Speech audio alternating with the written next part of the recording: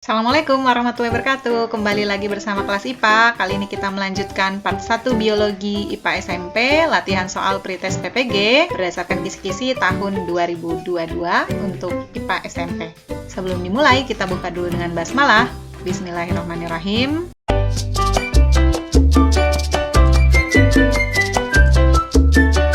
Yang pertama kita akan memulai dengan materi keanekaragaman makhluk hidup. Di sini ada soal ya. Seorang dokter mencatat pada seorang pasien terdapat gejala suhu tubuh cenderung tinggi selama 3 hari terakhir, ada keluhan mual dan sakit di ulu hati, keluar darah dari hidung, mimisan, keluar bintik-bintik merah pada permukaan kulit, hasil pemeriksaan laboratorium trombositnya sangat rendah. Berdasarkan gejala tersebut ditegaskan diagnosis pasien terserang penyakit DBD yang penyebarannya melalui perantara nyamuk. Perilaku nyamuk penyebab DBD merupakan persoalan biologi pada tingkat. Oke, ini kan berarti nyamuknya yang membawa ini cuma satu ya. Jadi ini adalah pada tingkat individu. Kita next. Nah, ini masih keanekaragaman makhluk hidup. Kalau tadi dikasih contoh kasus, yang ini percobaan. Ada gambar percobaan dalam rangka meneliti pengaruh tumbuhan air terhadap kandungan O2 dan CO2 pada kantong plastik berisi ikan. Oke, jadi pengaruh tumbuhan air ini makannya di sini kalau yang A isinya ikan aja ya di dalam kantong plastik berisi air. Yang B ada tumbuhan airnya, yang C juga ada tumbuhan airnya ya. Kemudian yang D ini tidak ada. Percobaan tersebut adalah penelitian pada organisasi kehidupan tingkat apa? Oke, jadi karena di sini ada unsur ikan, kemudian ada tumbuhan air, jadi ada dua jenis makhluk hidup yang berbeda, ya. Ini bukan individu lagi seperti tadi. Kemudian di sini ada sebuah lingkungan, di situ ada airnya, kemudian ada kandungan O2 dan CO2. Jadi ini bisa disebut sebagai tingkat ekosistem. Jadi pada organisasi kehidupan ini dimulai dari tingkat individu ya, perorangan, kemudian kelompok individu yang sama membentuk populasi, kemudian populasi ini antara populasi yang lainnya membentuk sebuah komunitas dalam suatu, ini ya, misalkan ada populasi kambing, kemudian di situ populasi sapi, nah itu menjadi komunitas. Komunitas ini ketika berada di suatu lingkungan, kemudian dipengaruhi oleh abiotik yang ada di sana, maka membentuk suatu ekosistem. Ekosistem yang lebih besar namanya bioma, lebih besar lagi namanya biosfer. Kita next. Nah, sekarang kita masuk ke simbiosis. Ada 4 pernyataan interaksi antara makhluk hidup.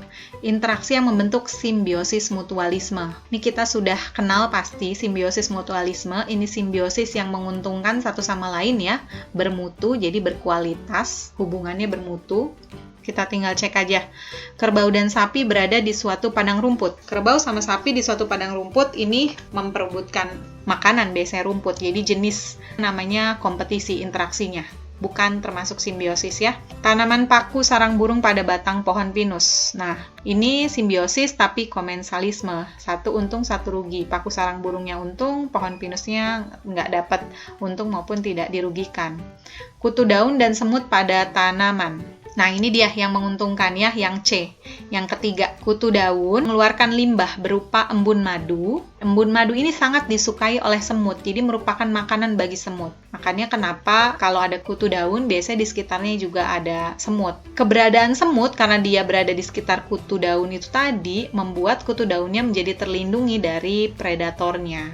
Sementara yang keempat, rumput alang-alang dengan tanaman kacang tanah. Nah, ini membentuk interaksi alelopati. Jadi rumput alang-alang ini mengeluarkan suatu zat, yang zat itu dapat menghambat pertumbuhannya tanaman kacang tanah. Kita next ke berikutnya. Masih di simbiosis, tanaman benalu Loranthus sering ditemukan hidup menempel pada batang tanaman jambu biji Psidium guajava. Tanaman jambu biji lambat laun menjadi kurus kering. Seiring bertambah lebatnya pertumbuhan benalu, keduanya membentuk hubungan. Cluenya udah ada di soal ya. Jambu bijinya kurus kering, yang lebat hanya benalu. Berarti satu untung satu rugi nih, namanya parasitisme. Ini beda sama alelopati tadi ya. Ibaratnya kalau parasitisme ini yang satu mengambil keuntungan dari yang lainnya. Kalau tadi kan bukan mengambil keuntungan, dia hanya karena menghasilkan zat racun sehingga itu menghambat pertumbuhan tumbuhan di sekitarnya. Kalau ini parasitisme. Jadi tanaman benalunya menyerap makanan dari jambu biji. Yang B. Kita next. Masih di simbiosis, bakteri Rhizobium yang terdapat dalam akar polong-polongan dapat berfungsi sebagai biofertilizer.